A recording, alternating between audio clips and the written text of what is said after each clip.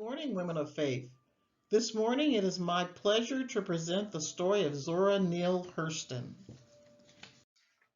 Zora Neale Hurston was an African American writer and author who also wrote and directed musicals, dance, and dramatic productions. She was born in Nostasulga, Alabama in 1891. It is interesting that her mother was a teacher and her family owned land, but her father was poor and wasn't formally educated.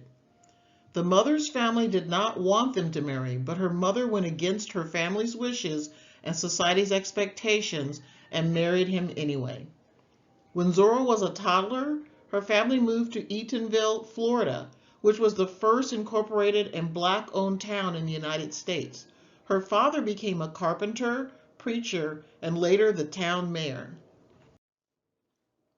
In Zora Neale Hurston's writing, she showed African American women who were strong, independent, and who did not bend or allow themselves to be constrained by society's norms.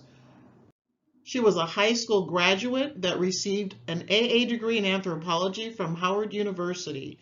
She went on to study and document the migration of Black people from the Jim Crow South to Harlem, New York. In Harlem, she became friends with Langston Hughes and other famous artists from the Renaissance period in the United States.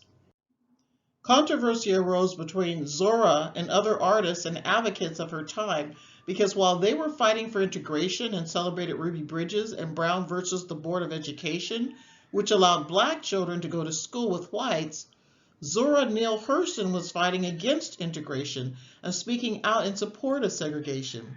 She felt Black people would lose their culture if they assimilated into the white culture. She saw no need for Black children to go to school with whites to get a proper education. Blacks accused her of pandering to whites.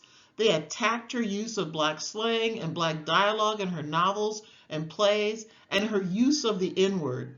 She received a lot of financial support from her white audience, and her friendship with Langston Hughes ended. Zora died in 1960 from a stroke brought on by hypertension. She died broke financially in a nursing home for the poor. She was buried in an unmarked grave.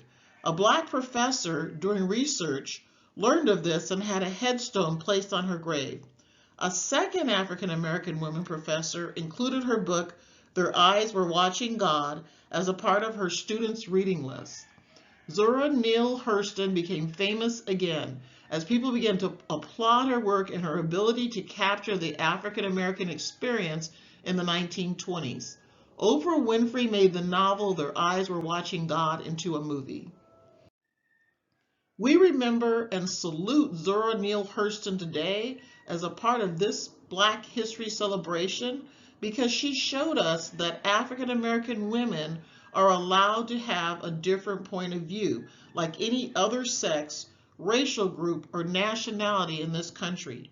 African American women are anything but one-dimensional.